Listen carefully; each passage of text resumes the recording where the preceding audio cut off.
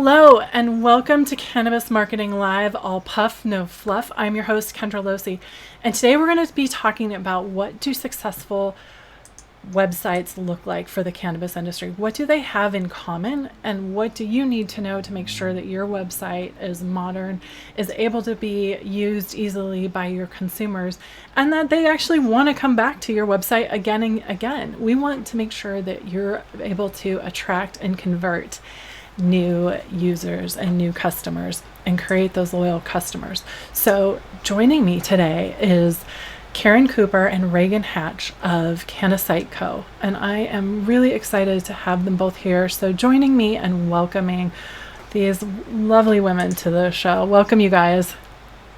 Hi. Thanks for having us. Good to see you again. Absolutely. And the thing to know that's important is that I'm going to go into your bios a little bit. You guys, you gave me a lot to work with here, so I love it.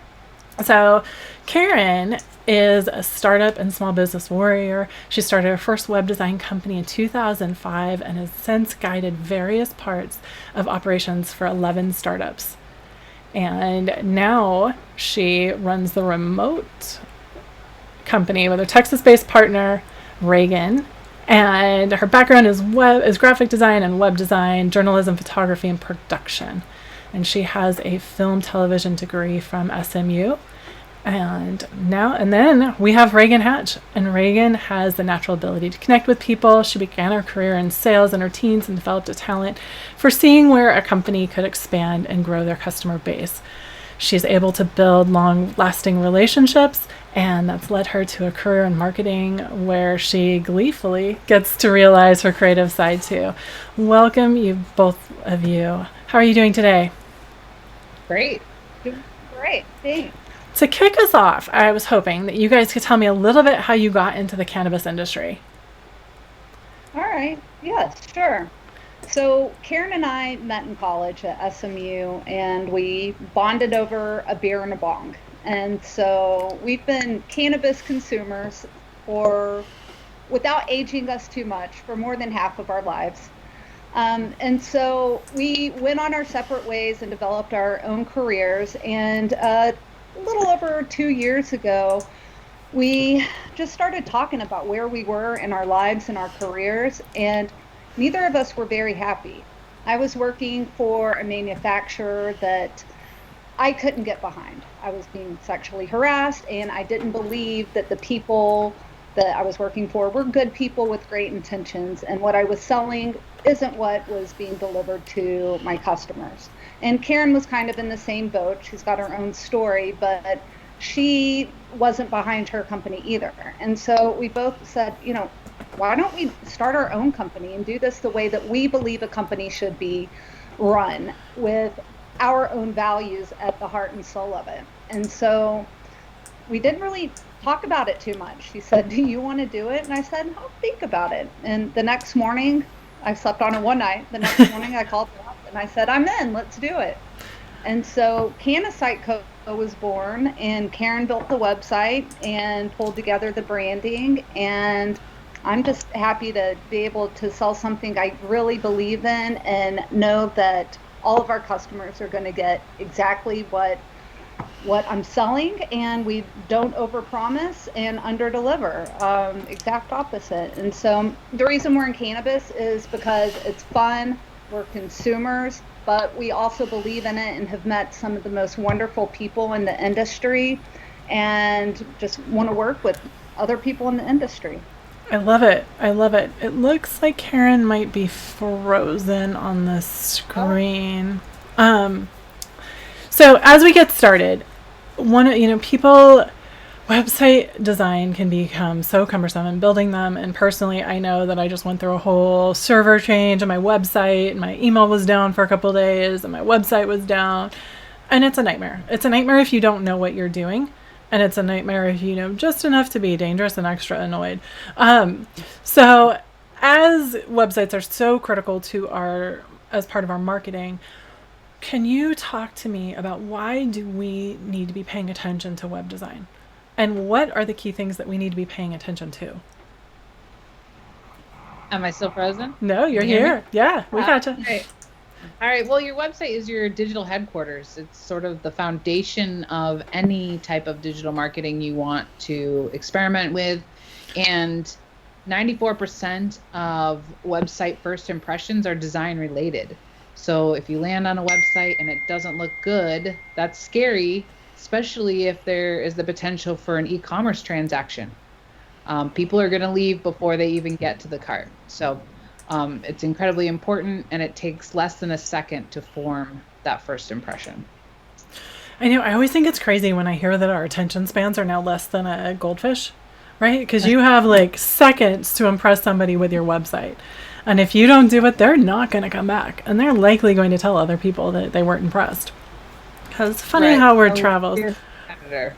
Exactly. Exactly. It's so easy to lose people that way. So, one of the things that I think is really interesting is that you can easily tell from a visual standpoint what websites tend to be older in terms of their features and functionality and what tend to be more modern. What would you describe are some of the traits of a modern website? And I'm going to follow that up with asking for tips on how people can do that. Yeah, I mean, a modern website is going to be clean. It's going to be well organized. It's going to have attractive graphics. It is going to load quickly. It's just going to follow sort of your train of thought, and have a clear menu to find exactly what you're looking for. There'll be call to actions to get your attention, whether it's to lure you to a products page or a services page. There's a clear way to contact you if they have a problem with a prior purchase or if they have a question about a potential purchase. And it's just not going to have clutter. Like I said, it's going to have that nice clean look, and it's going to be responsive, which is huge. And that means that it responds to the size of the device that you're on.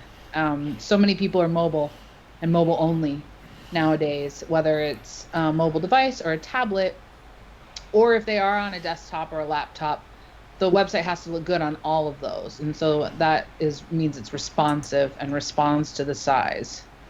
So that There's you're zooming, I was just going to say there's nothing worse than being on a website. And scrolling to try to luckily, read the sentence. when you're like, okay, I need to get it. Okay. How many times do I have to try and zoom in to be able to see what I'm trying to see? And the worst are forms that aren't responsive. Oh my gosh, it's such a Yes. nightmare on a phone, even a Right. tablet. And I think it's interesting because I have clients that have more than 50% of their website traffic from mobile. Oh yeah. What would you say is the average that you see? I mean, sometimes it's 80%. It definitely depends on the particular product or service that you're selling. If it's more of a brand website or an e-commerce site, um, that sort of thing. Do people think of your product when they're on the go, or is your product require more research where they're going to get on their computer and they're going to compare, your products and your services, maybe like lighting equipment for a grow. So it seems to be more in depth and might require more research than someone who wants to purchase a CBD tincture while they're on the go. I think that's actually a really important thing. I saw some really interesting information about local SEO and ads along that way too, right? If you're a local company, if you're a company that's in e-commerce where you don't have a lot of research to your point, or if, it's like a car, right? Most people aren't buying a car without in-depth research. And the different types of what you need to pay attention to your website, but also your marketing and your SEO and all of those pieces. What would you say are some tips for people if you needed to give people a couple tips on how to check how modern and how approachable really their website is? What would you recommend that they look at? Yeah, well, you're going to want to test drive your own site on numerous devices, first and foremost. Look at your site on your phone, look at it on a tablet, maybe try it on a PC and a Mac. Make sure it looks good on all the different platforms. And there are lots of free tests out there that you can look at. Like, for example, Google has a mobile friendly test.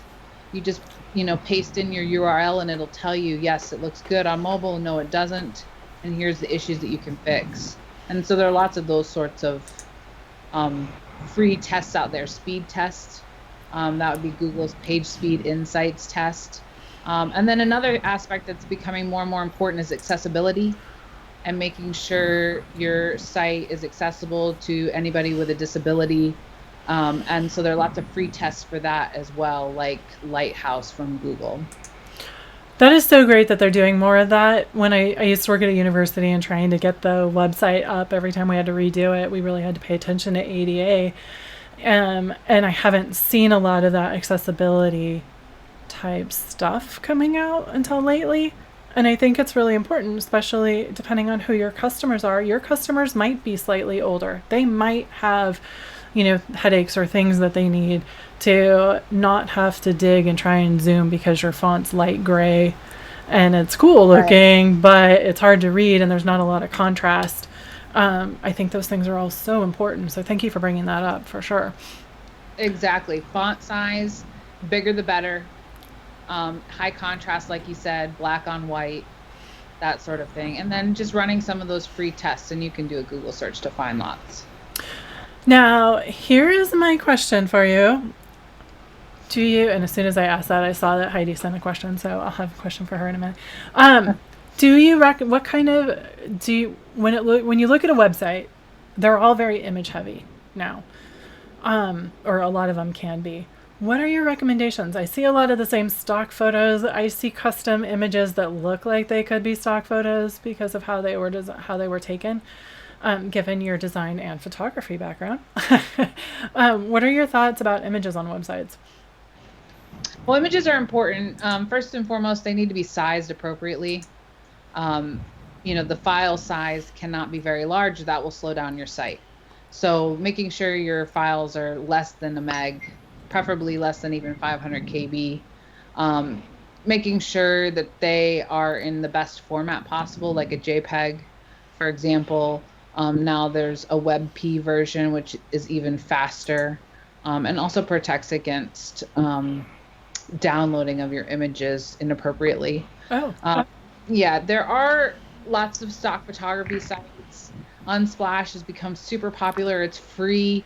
And that's where you do see some of the same cannabis images over and over, because we don't have a ton of free cannabis artwork out there. But there are more and more services coming up that serve the cannabis industry. Pot Stock, I want to say, is one that we heard about at the Women in Cannabis conference. And you can do a Google search to find others. Those are certainly options. Obviously, you don't want to use images you don't have permission to use. That will, could wind you up in trouble. So it is better to use something free, even if other people are using it, than to steal an image, of course. At the last agency I worked at, we had a designer that just took an image that was a Getty image, and that one had paid for it. And the client ended up with a letter from Getty with threatening to sue them for thousands and thousands of dollars because they had used an image without the permission. Like, that is a very serious thing.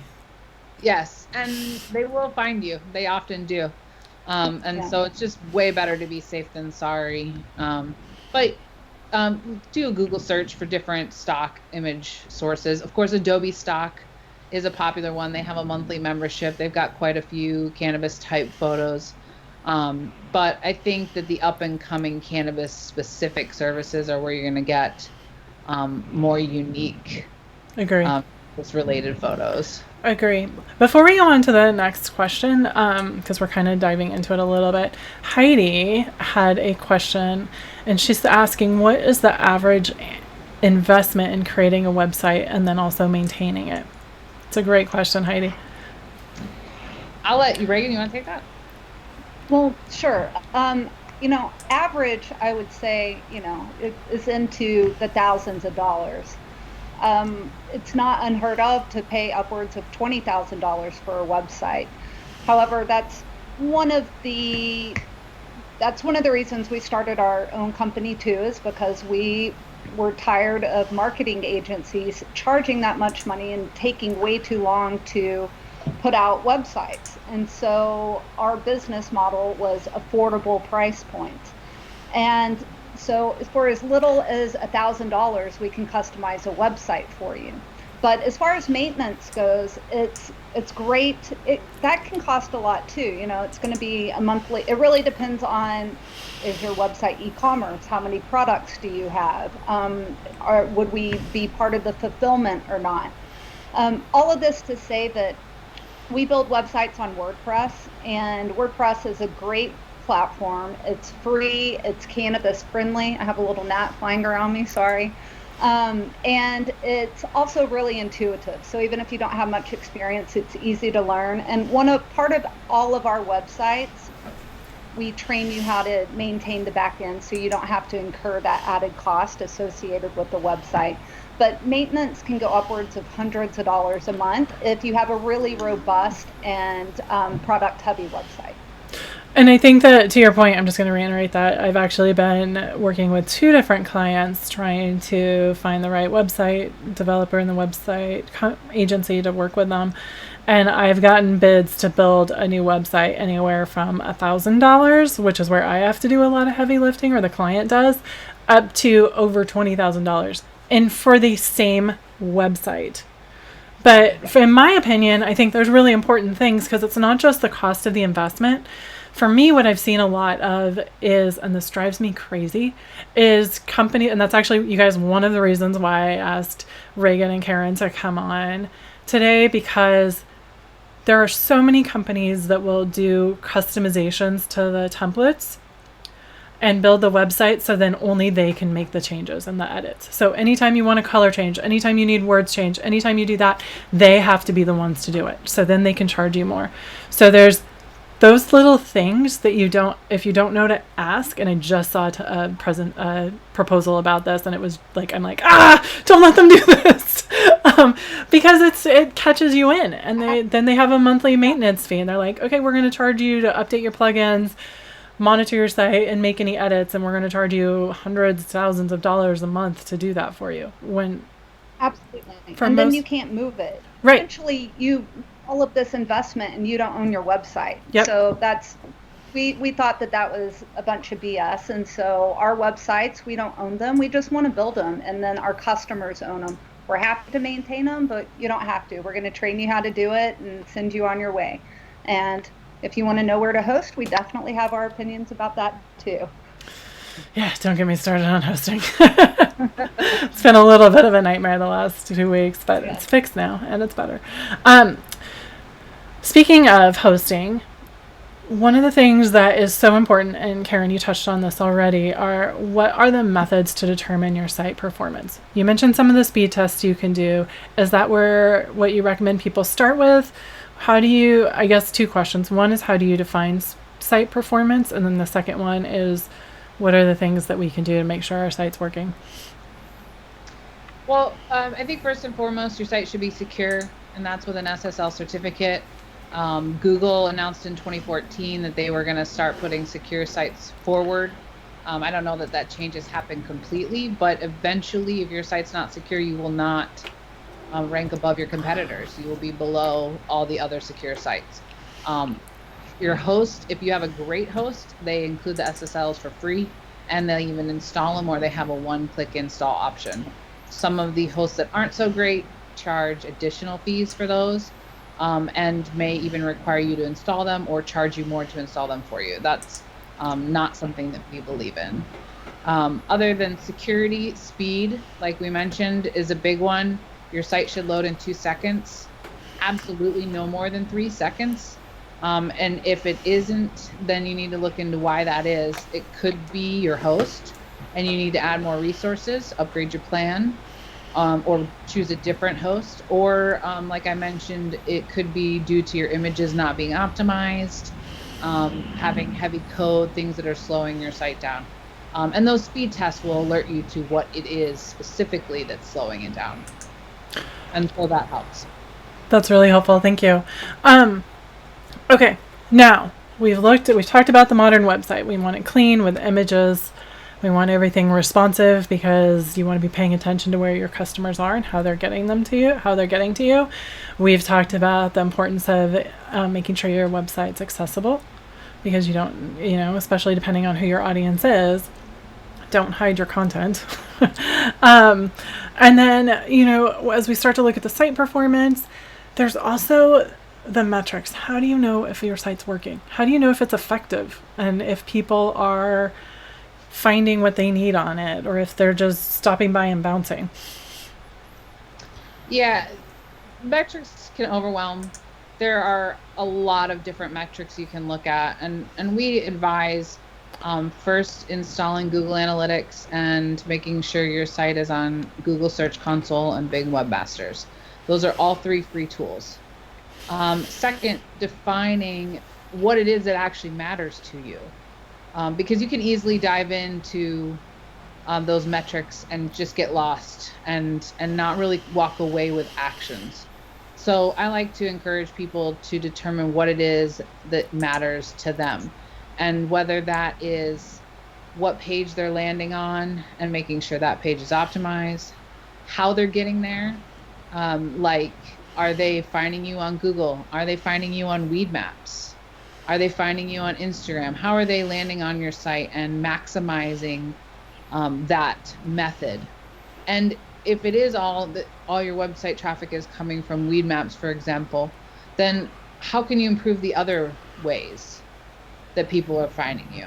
If you have a really high bounce rate, that means people are landing on your site and leaving immediately. Why is that? Take a little bit of time to just focus on one metric at a time to improve your site, without just overwhelming yourself with all the different types there are. And maybe, like I said, it could be the number of followers on your social. It could be collecting reviews tends to be the way that you convert customers. It could be all the people are landing on my site on a page that's dedicated to cultivators as opposed to dispensaries. So now your audience is more on the cultivator side, and is your language written to them? Looking at a couple key metrics and deciding what matters to you, and then tracking those for 3 months to see if your changes are making a difference. And I think you said something really important, because I know it's not necessarily in the design of the website, but you can find it out through your metrics, and it goes into a little of the SEO. So, if you have a page that is for dispensaries, but your page for your cultivators is more popular, but you need dispensaries to be paying attention to your products, I think that starts to get a little into the search engine optimization and making sure you're providing the right content. And I know we're not going deep into content here, but can you guys touch on SEO a little bit for us today? Yeah. So everybody tends to land on a home page. I noticed that when people put a post on social media like Facebook or Instagram, and they just share their homepage URL, and that's great. Homepage is going to be a summary of everything. It should be a nice first look, but it's not exactly the place that you want people to land, and it's easy for people to get lost. So if you're targeting a particular type of person, maybe you have a service that is both for producers and dispensaries, then you're going to want landing pages for each type of persona, for each type of traffic, so that page meets those needs and addresses their own specific pain points. And that will help you convert. And so using language that matters to them and having multiple pages, and that can work for both the type of person or maybe the geographic area, if you serve more than one area, and different niche industries, if they could use your product. If you have a product that works for both the cannabis space and outside of that, you're going to definitely need 2 different pages, minimally, maybe even 2 different sites that address those different industries. Yeah, I actually have 2 different sites for my agency, because half is cannabis and CBD, and their needs are totally different than my higher education financial services clients, because the financial services clients don't necessarily, and if you think about it, they all work together really well, especially higher ed and cannabis, but not in their mind. Definitely. And so that SEO, using language that speaks to the client, that is searchable, like asking questions and answering pain points is what's going to help you help your customer find the right place. And then those pages can have specific calls to action or lead that person down a specific path to get them to take the action you want them to take, whether that's contacting you so that you have a lead or actually putting a product in the cart and purchasing. Absolutely. So, and I know that I'm going one more over our questions that I told you I'd be asking today. Oh. But, when you hear a lot of talk about funnels, particularly more on the CBD side, right? Like the sales funnel and what people are going to be doing and how do you pull people in through your ads and what you're doing on social media and everywhere and onto your website. How do you advise your clients to handle the call to actions because there's always that line, right? You see the websites that look a little cheesy with call to actions and phone numbers everywhere and blinking things and pop-ups and then you see the ones that don't ask for the sale. Where do you advise people to pay attention to? It kind of depends on your industry. Obviously, we believe that you have to have a call to action. I do know that there are a lot of people that use sales funnels, click funnels, that sort of thing, where they have these just really, really long pages with so much information, and every 3 paragraphs there's another call to action. And that's not a bad method, but it really depends on the product, right? If you're selling a course, if you're selling something that requires some research, if it's a big ticket item, you want to use a lot of testimonials, you want to use a lot of that data to convince them, and that somewhat makes sense. But if you're selling tinctures, that you don't really need that sort of information, that sort of depth. You just need to tell them why your product's different and have the add to cart button right there so that they can make that decision and not get lost along the way or distracted. I love it. And then the other thing is, one of the things that I've seen a lot of lately as well are different types of call to action buttons on the same page, right? So this is schedule an appointment, this is purchase, this is doing this is sign up for my newsletter, this is say hi to my grandma, like whatever they all are. There's some websites that I've seen where they're asking people to do like 5 different things. Yeah. What are your thoughts on that? And how do you advise clients around that? Well, I talk about outlining your site before you start and determining what is the purpose of every page. You don't need an about page without a purpose. You don't need a contact page without a purpose. And you don't want to overwhelm with too many choices either. So I like to outline the site from the beginning. My homepage is going to do this. My product page is going to do this. My service page is going to do this. This is the action I want the customer to take on each page and not overwhelm them. And I like to share from Marie Forleo. She is a well-known marketer, and she advises to strip your site of everything. She doesn't even include social media links on her website because she doesn't want to take the chance of you clicking off to Instagram, looking at her Instagram page, and then looking at your feed, and then before you know it, she's lost you. And you didn't purchase or sign up for the program or whatever action she wanted you to take. So I think there is a healthy balance sort of in between everything. I think go ahead, Reagan. Sorry, I just wanted to speak to that too. Different calls to action in different locations are good for, depending on your brand, for different kinds of shoppers out there. There's some that are impulse shoppers, and they're going to click the shop now and the purchase button. And there's others that like to dip their toes in and test the water. So maybe they want to sign up for a newsletter or speak to your grandmother. I don't know. But there's, they serve a purpose for different reasons. I totally agree. Absolutely. And it's one of those things, like I said, back to the university, when I worked at a university, I went in and the first thing we were doing was redoing the website. And, it's having that apply now as your main point of contact. Like, you're asking them to get married before you've even gone on any dates or said hi or they even know who you are. Like, you need to pay attention to that, where they are in the process. And to your point, Karen, make sure that that's appropriate on the page they're on as well. Right. No, I keep in mind your menu does not have to include every single page on your website. You know, I see so many menus that there are 15 items and each one has, 10 drop downs. Lead the buyer down the path that you want them to take. Um, an excellent example is Canacon. We built that website, and their top menu has their shows, because that's what they want you to do. Go look at our shows, choose which show you're interested in, and buy a ticket. They also do a lot of original content, and so they have their podcasts and their news, and then some a testimonial / experience page to get an idea of what their show is like, along with the registration button. But that's 5 pages. They've got 40 plus pages on their website, and they are not all in the menu, and you'll find those other pages depending on the path that you take. So don't overwhelm. Just keep it focused on really the desired action. My favorite thing to tell people is if you feel like everything's important to somebody, nothing's going to be.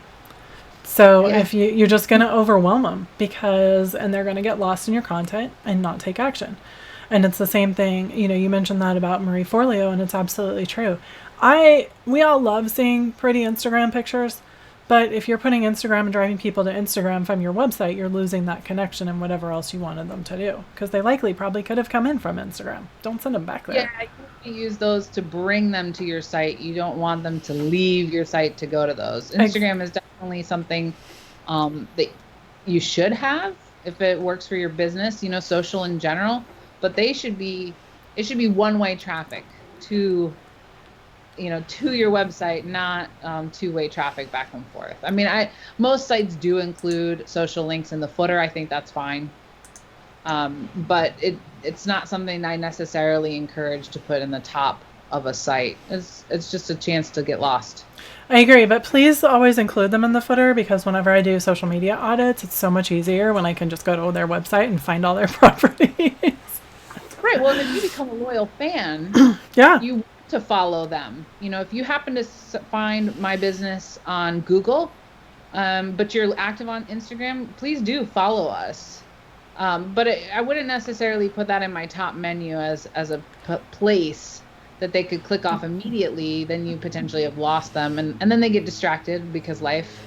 Right. And then they forget and they don't make that purchase, or they didn't sign up for that newsletter. You didn't get that lead. Absolutely. I love it. You guys have been a wealth of information. I really appreciate you being here. If you guys are watching, I've been talking with Karen Cooper and Reagan Hatch about website design for the cannabis industry. And I have a few speed round questions for you. You guys ready? Sure. Okay. All right. Ready? Speed round. Okay. Question number 1. What is your favorite cannabis product? Oh, Flower? What strain? Do you have a favorite? Sativa. Just any sativa. I like them all. I do. Yeah, I would echo that. Nice. Very nice. And what are other than websites you guys have built yourself, what are your favorite cannabis websites that you've seen? Or do any stand out for you?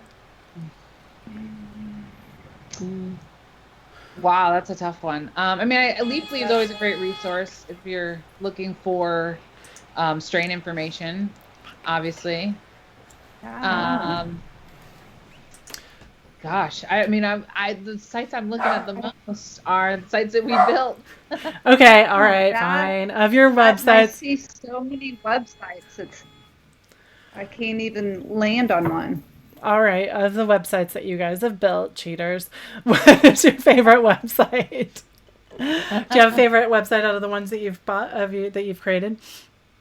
I really love the Puffin website. They're a grower producer in Washington, in the Seattle area. What about you, Karen? We do a lot of sites for women's organizations and just event organizations in general. So Women Empowered in Cannabis is a great one, and their Lady Jane Society event is great. Obviously, we're big believers in Canacon. We ourselves exhibit at their shows and took place in their virtual conference. So I personally like the networking sites. We love all the products that we've worked with, of course, but I like the ones that are bringing the industry together. Love that. Purpose and a path. Okay, my last question. You guys were kind enough to have a promo for us, and for those of you that are watching, can you share it with us? I would love to. We are happy to offer 10% off of any of our template-based brand websites or e-commerce or our custom websites to anybody watching. Just mention that where you found us, how you found us, with Kendra watching her show, and I'll extend the offer to you, 10% off. Thank you guys. That's huge. No one gives website discounts, honestly. All right. Thank you guys so much. If you happen to be watching and you have more questions for these fabulous women, please put a link in the comments, or you guys can reach out directly to them and they are going to tell you where and how to reach them. Yes, please find us at our website, cannasiteco.com, CANNASITECO.com. And you can reach me, Reagan, at cannasiteco.com, and Karen at CARON at cannasiteco.com. Or find us on social media. Karen, you want to provide our handles? It's at cannasiteco. That's Facebook, Instagram, Twitter. It's cannasiteco. I love it when people do it right. Thank you guys. All right. Thank you guys for being here. Thank you all for watching.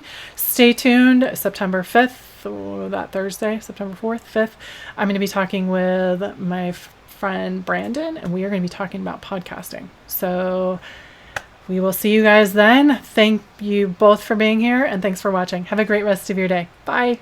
Thank you. You too. Bye.